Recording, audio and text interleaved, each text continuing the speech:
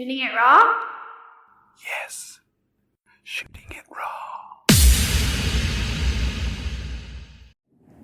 So welcome to the padded room. Now, so it's been a couple of weeks, it's been 1 week actually, since I've been trying to get a guest for the podcast. It hasn't been working out too well. We've had typhoons out here in Hong Kong and just been trying to chase after people, and just how it is with these podcasts. One of the things I've been trying to do quite actively is to get people who are in the space or sort of working in climate change and meteorological sciences, and they're really hard to pin down. Not really sure why. Is it because they're a shy bunch? I think that's part of it. Is it because shooting it raw is quite unknown?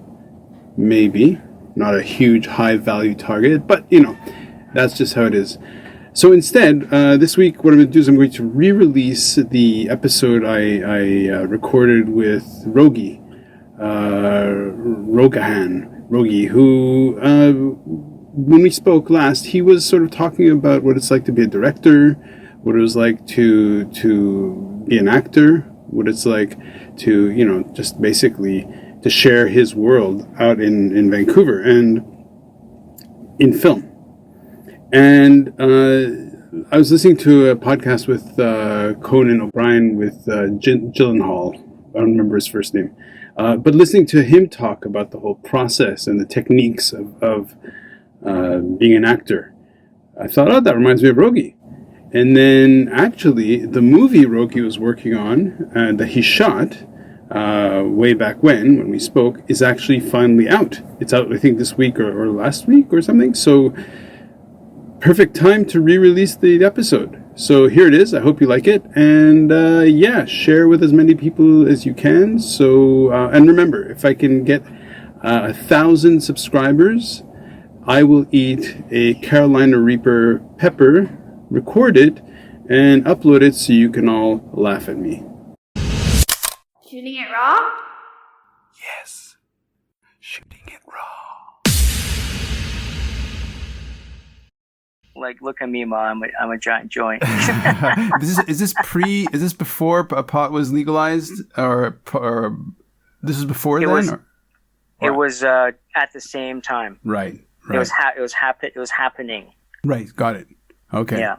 One of the frustrations about recording these podcasts sometimes happens where the gear decides to give you the middle finger. Okay. So and I'm sure this has happened to you on stage, and probably happened to you while filming, where you're getting everything together, and then one little thing screws you in the So from the work that I do, right, with Po Chung and in the service leadership, it's based on a Jared Diamond book called Guns, Germs, and Steel, and the idea is it's called the Anna Karenina principle. And that it doesn't matter how strong you are in your strengths. What matters are your defects, because sometimes even the smallest mistake or defect can actually rule you out, can completely make things fall on their face. So all of this to say that I don't know if this has happened to you while shooting a film or on stage, but I just looked over at the recorder and it was off. I turned it on, and so all the beginning is gone. We can redo it if you want. No, this is actually good. This is part of shooting it raw. So here, now we're okay. So I don't know if that stuff is recorded, but let's just go quickly. We'll go quickly to the photographs, right? So sure. We're going backwards in time. We're going to go back to the photographs. Only this time we're going to breeze through them. So the first photo that Raugi sent me, and I've known Raugi forever. Since forever, but I've only reconnected this past month or so. I'd say we met in grade 7. Probably last saw you in grade 11. And the first image we discussed was of you in your SUV. So just give the quick story of that one. It's me in the Jeep. My sound guy is in the car next to me.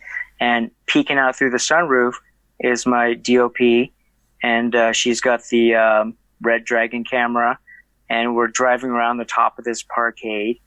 We're getting footage of the city and just some moving shots of, the beautiful skyline of Vancouver. For and, your stuff like that. For your feature film. For the feature film my first feature film that I was directing, okay, and we're in post-production for that now. Do you have a title that I can, or you don't want to let the cat out of the bag? Yeah, I'm not allowed to say because Okay. I'm not the producer. Because I'm not the producer. Right. I'm just. Yeah. I don't know anything about this stuff. That's amazing. Yeah. Why were you chosen as the director? The people who did it, I did a short film for them the year before called The Head of the Snake, which is like a psychological kind of horror thriller.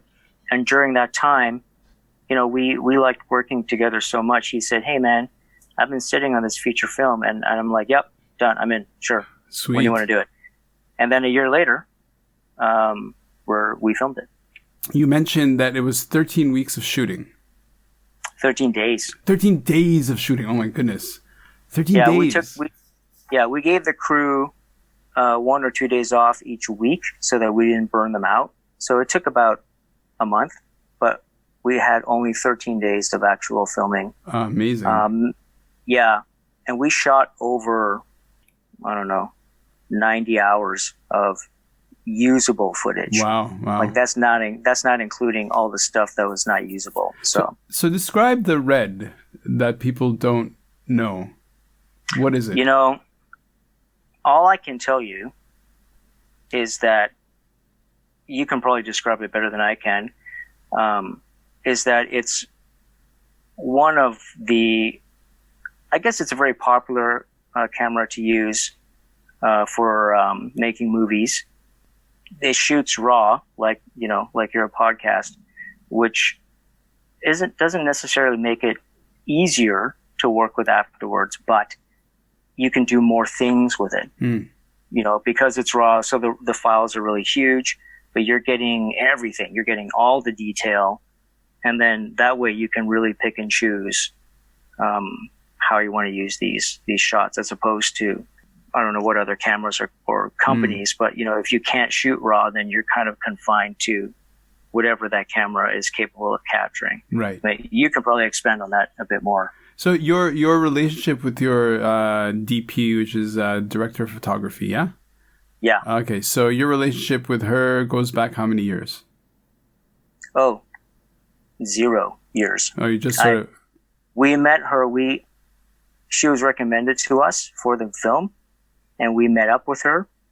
And as soon as we met, I knew it. The chemistry was there. You could totally see in the image. So in the image, the chemistry is there.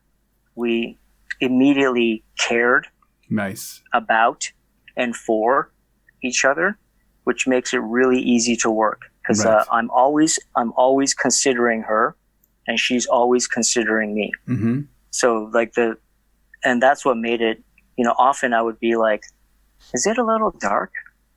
And then she would go, "Oh my God, I was just thinking it's a little dark. Mm-hmm. I think I can tweak this." I'm like, yeah, okay, we got a couple of minutes. Nice. And then she would have awesome suggestions. So we really. Is the crew?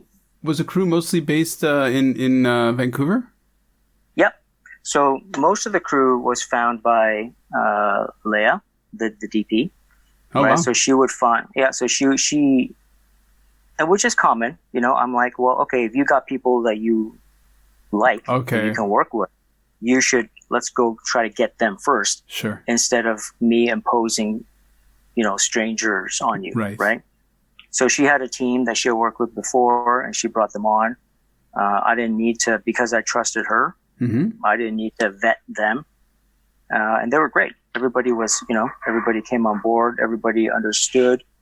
It was a very low budget film, mm-hmm. and everybody is punching above their weight class. Sure. Wow. So yeah. So we'll quickly jump to the other image, which is of you dressed up as an Asian. Well, who cares? Asian, not Asian, but dressed up as Elvis Presley. But they wanted an Asian as Elvis Presley. They wanted it. Yeah, it was for a film. and the call went out. It was like I had like maybe 18 hours or something. That's why Advance notice, yeah. Advance notice. So it's like, so I'm like, whose fake boa is this? It's probably my daughter's, right? And that was my fuchsia shirt, and that's my wife's sunglasses. And then I had sideburn choppy things, but they weren't like great, so I filled them in with like pencil, and that was it. I became Elvis. I did whatever they wanted me to do. And from the previous, from the initial conversation, one of the things that because you're an actor and a performer, one of the things was that you kind of in a way need to cultivate a lot of self-portraits or portraits, not necessarily self-portraits, but a lot of images that you show to your audience. So I thought it was interesting, and I'd like to go back to that you were like, well, because of this job or this mindset or who you are in terms of as a performer, images are very important. Images of you are important to share with the audience. So talk again about that relationship of the connection to the masses or to your fans or whatever. I came to realize that connection is pretty important, because without the fans, without the people watching, you could say our business doesn't exist. I could still do a show, but without any audience there, it's not a show. Of course.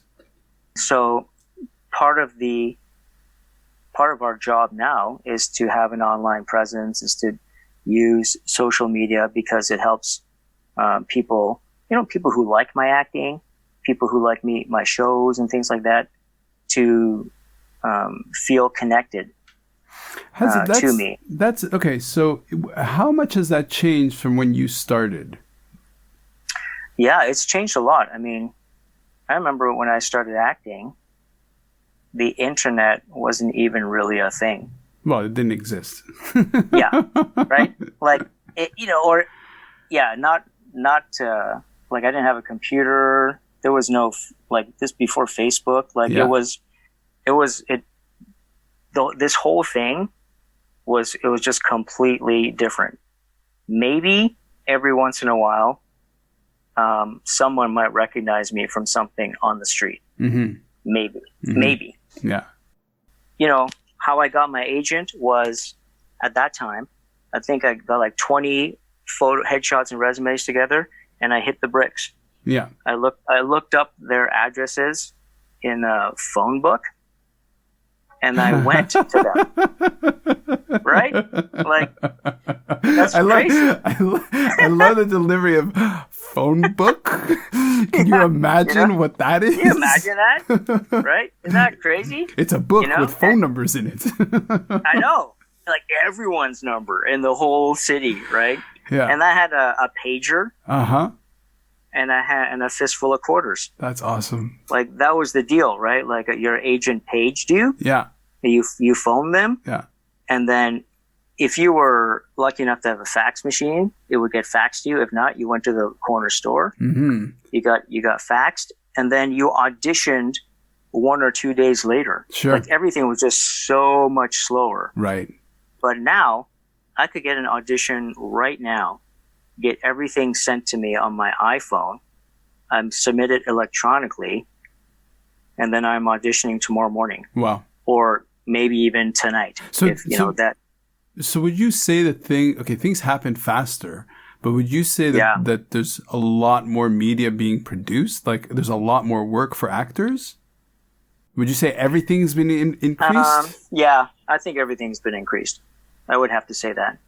There used to be a thing like pilot season, where everyone would go to LA and try to get into pilots and stuff like that, and there still is a pilot season, but really, with the platforms like Netflix and Amazon, even Facebook and Disney, like, there's pilots all year round. Okay.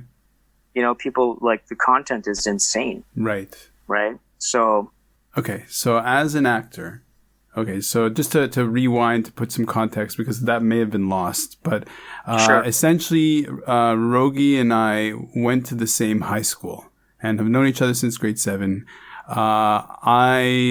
The last thing I can really remember about Raugi is being in a play, and I was on the sort of the lighting and sound crew.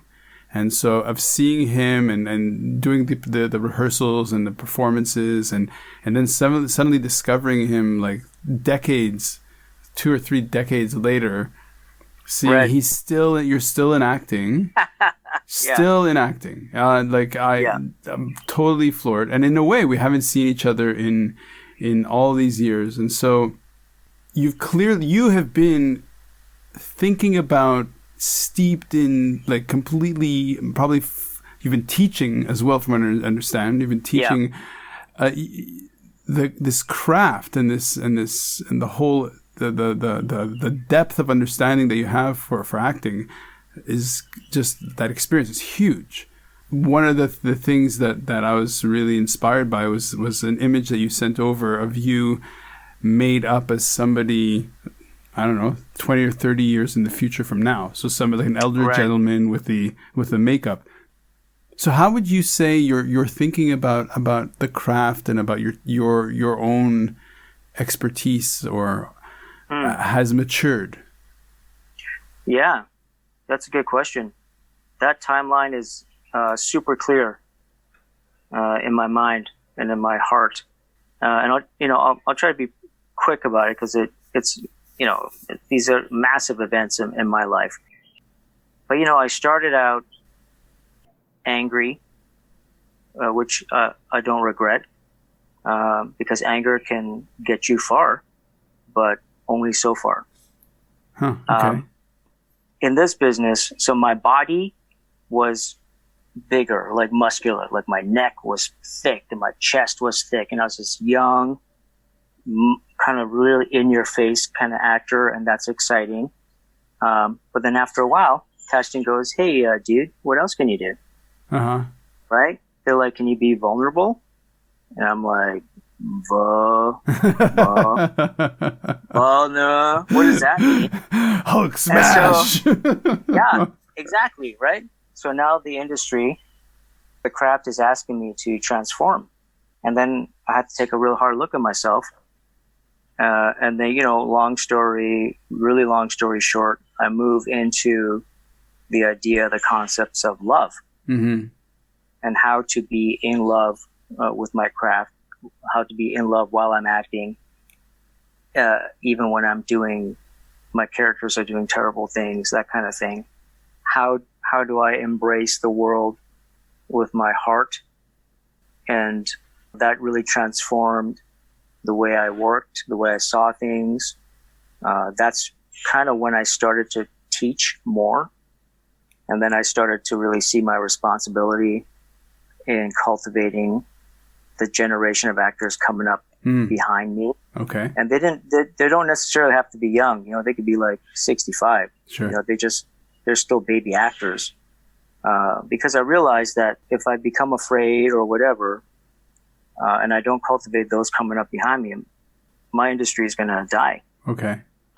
So you've been transitioning a little bit into directing, and yes. I thought what you said was earlier about, it's true that on stage, you're right. The stage, it's essentially the frame of a stage is fixed. And so if you want to have a close up, or if you want the attention of the viewer to be on a small gesture or whatever, you have to kind of remove everything else, or else it'll get lost. Whereas with a camera, you can just tighten the frame or whatever. So how do you feel somebody who is learning to become an actor, how do you help them transition from stage to is that an easy transition to go from stage to film or TV? That would depend on the individual. But in terms of technique, it's pretty easy. You just have to practice. Like anything. Like a kung fu.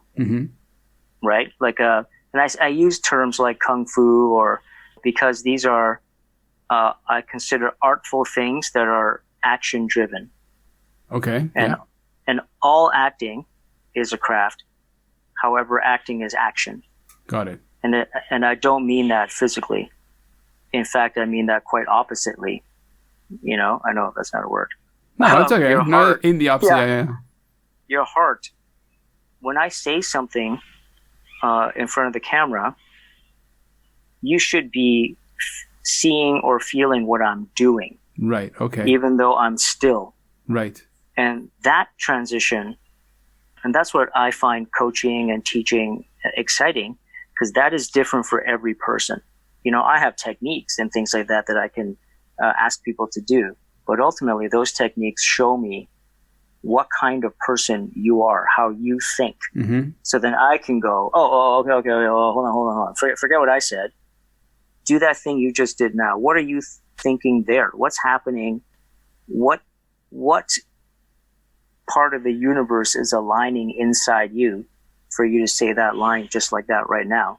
And I try to inspire people to see themselves, to honor themselves, right? To really endeavor to know who they are so that they can give the most authentic acting that they can do. Mm-hmm. I don't want them to act like me, because that's not who we're casting. Sure. Like I said earlier, like casting's maybe the biggest part of the success of a project. People cast Raugi because of the way I act, because of how I think. They can tell, like, oh, no, Raugi's good for this project. It's just there's something about him.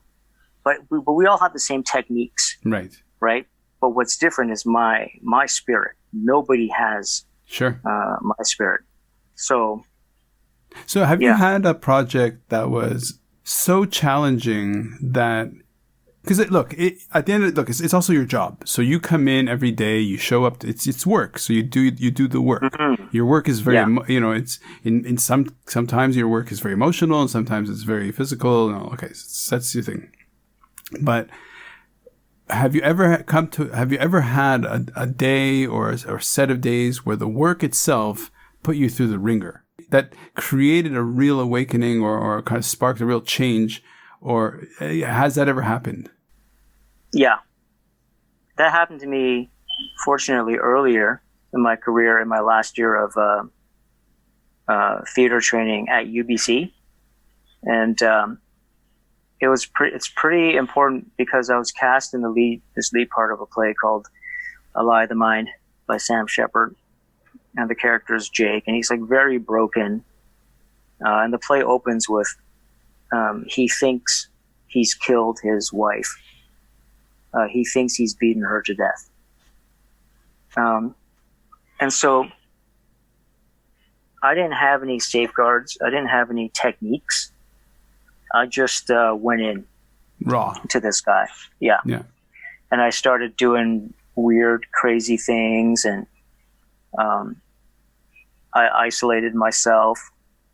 Like, I didn't talk to anyone, and I just kind of lost myself in this character. What I did, I had a bench, a weights and bench press in my living room. So all I did was I ran my lines, I smoked cigarettes, and I did bench presses. And occasionally I would break shit against a wall because I was like losing my mind. And then I would go to school. And do you think? So was that maybe a factor of you being younger, just being young?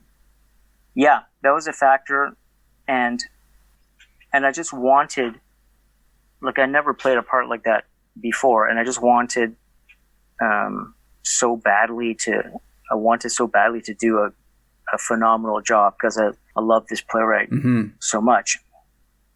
And then when the play closed, I was the same guy. I stayed as that guy for a good month. Oh, wow. And my friends were like, "What is your problem, man? Why are you being pleasant. such a dick?" And I'm like, and now immediately I'd be like, "What's your problem?" Like, oh, really? Like you're really, wow. Yeah, I just like lost it. So okay, so this is completely tangential to, but I find it fascinating. So you lose yourself in a character enough that it kind of sticks, enough to carry, like the echo kind of, is residual enough that you're kind of carrying it into, for the following month, right?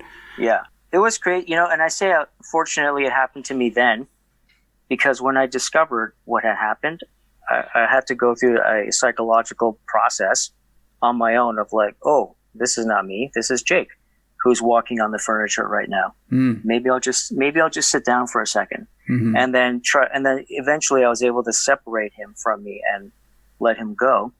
But it's through that process that I was able to be safe in my acting from that point forward. Okay. So it didn't matter who I was playing, what I was playing. I could always find a way to leave that character on set, leave him at the theater, or bring him home and contain him until everybody went to bed. Right. And then go through a little process of like, okay, just like, it's okay. Nobody. Yeah. So somebody who's in their own, like somebody who's, okay, so photography is not a performance in the sense that photography tends, somebody who's using cameras to capture images and to try to tell an interesting story, they're not necessarily doing a performance, although it can be that. Right. But in acting, be it on stage or on, in film, you're being watched. There's a viewer that you're catering to in a way. You're trying to elicit feelings or impressions in a viewer. So how can you make connections from that to say somebody who's either when you're shooting a film with a camera or making images, stills? Is there a connection? How do you mean exactly? Is there a connection? Could you give some advice, or could you talk about, share to a photographer to say, okay, listen, when you're making an image, it's not just about you.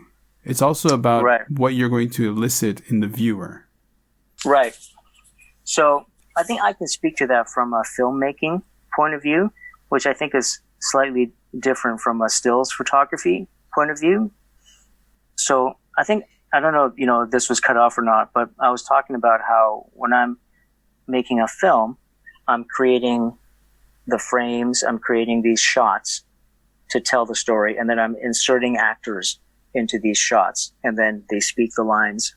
If I want people to feel like sad, the actor helps, but all the strings of images that I'm going to put together before and after that actor talking, I'm trying to make that happen in those images. And I say it's different for filmmaking because there's soundtrack, there's Foley, like I can, you know what I mean? Like you can do there's so many other things that layers. Whereas, I've looked at a photograph before and just cried because that photograph touched something inside me, right? Like a piece of art, a painting or whatever. So here, let me kind of wrap things together in the sense that, okay, you sent me 5 images, which I will put on the website. They're essentially portraits of you, which as a performer are necessary. And each one tells an interesting story. And in a way, for a viewer who kind of comes to see them, they synthesize their own sort of impression of you, right? So here's a question. How is this different from, say, a 16-year-old girl who does selfies every 5 minutes? I would say I don't think it's that different. What? No, come on. There has to be a difference. Why can't that be her expression? Okay. Now, right? Okay. Because 10 years from now, if she's doing the same thing and she actually comes to me and opens the door to dialogue about it to me, I'll say, well, it seems like your expression of art has not changed in 10 years. What do you think of that? That's a good point. Yeah. You know what I mean? But because she's 16 now. Of course. And she's doing selfies all the time because the world tells her to do it. she's self-conscious about, the story that I see, right, from a grown-up point of view who has a 15-year-old, goes, oh, the story I'm getting is she's self-conscious about the way she looks because of the angle that she always does. Right. She's worried about missing out on a post. She's worried about likes. She's using so many filters. She always makes sure she's doing something cool, or she wants people to know that she has money or whatever. And so to me, I'm like, okay, that's a story I'm getting from you. Now, it may not be interesting to me, so then I'll stop looking at it. So how do you take it up a level? Oh man, in my opinion, and this is what I try to do when I do selfies and stuff, which is hard, is to be as honest as I can be. Okay. So when I do like I don't take pictures of myself before every audition. Mm-hmm.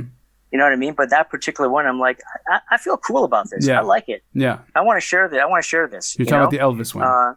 The Elvis one. Yeah, it's right? full. I love it. The spirit is great. Their spirit is great. So I try not to put stuff online that doesn't have that. I know I'm not successful all the time because sometimes it's just producers going, hey man, post something. Right. Oh, okay. I'm like, oh, okay, fine. And I'm like, hey, at the crafty truck, like. Have you ever had a moment where you because for example, listen, like with Shark Rescue. Okay, so one thing you may not have known is that from 2009 to 2016, I launched this thing called Shark Rescue to help raise awareness about the plight of sharks being endangered. And one of the things, so that was me actively trying to raise awareness. And I was putting all this energy to make it happen. And then, but the thing is, sometimes something would become super popular.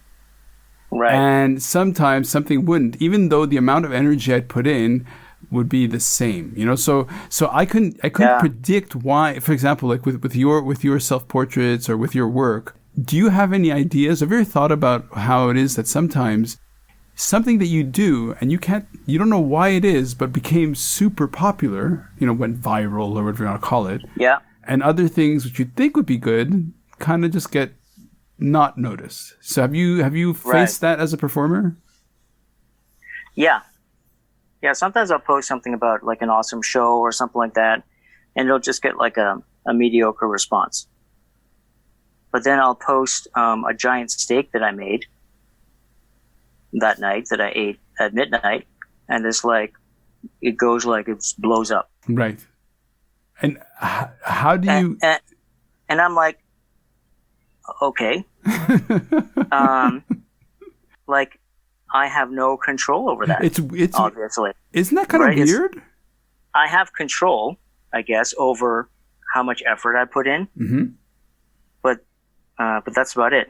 I have no control about, and it's weird. Yeah, it is. It's very weird.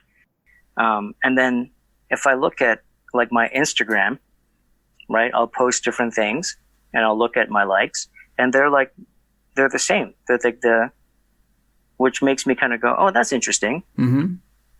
Maybe that means no matter what I'm posting, it's in the right spirit, because it's the same amount of likes all the time. Right. That's interesting. Okay, yeah, okay. And to me, I'm kind of okay with that. Sure. Well, I find that interesting. Yeah, well, I'm also fascinated by communications and publicity and performance and all that stuff. And it's so confusing to try to understand why some things capture the imagination, because maybe it's that you've produced something that hit a nerve in the collective unconscious or whatever you want to call it, that people all of a sudden go, holy shit, that really that speaks to me at this moment. Yeah. I mean, I think there are people out there who are good at, like they're posting viral stuff all the time. And to us, or to me, it may be like, oh, I don't find this particularly important, but I just watched it. Right. Like, what? So, of your characters... I'm part of the millions, that have just watched it. Right. So of the characters that you've done, either on stage or on TV or in film, which character would you say that almost confuses, but confounds. That kind of like runs against what you like. You're just like, I have no idea why this. Or is there one where you actually had a response that was so powerful? You must have been like, well, I can't put my finger on it, but that hit a nerve. So has that happened, or are you always really clear? The closest thing I have to that example, and I don't think it was because of me. Like I was part of the machine, but people reacted to them because of the show. Right? Or the writer or the writing or the director. And then they see my character. So I think it's kind of happened. My two most popular characters, are Dang from the kids show, Mr. Young, and then Cam Fong from the J-Pod TV series based on the book by Douglas Copeland. And J-Pod was popular because of Douglas Copeland. Right. People hear, like, they know him. They love him. He wrote like the first 6 episodes and then had a hand in all of them. And then my character just became like, I brought my own uniqueness to the character, but the character's written a certain way. He's like this like mafia whale, right? And then people just loved him. Right. Like just, and then on Mr. Young, the Dang character wasn't really meant to be in tons of episodes, but he became so popular with the kind of 8 to 12-year-old demographic of young boys because of his craziness, whatever. And then he just like blew up, if I wasn't in an episode, I wouldn't be on set, and then people lining up for autographs would be like, hey, where's Dang? Right. And then they'd be like, oh, well, he wasn't in this episode. And then so I started coming in, right, even though I wasn't on the episode because they wanted my autograph. Wow. So those are the only two kind of, and I get why, but I can't say that it's because of something. Right. No, I understand. I did. Yeah. I get it. Okay, Raugi, listen, we've been talking shop for a while. I really hope all that stuff we recorded earlier is great. I'm gonna put your photographs for sure on the sure, site. I'd love to have you. You're so good to catch up for sure.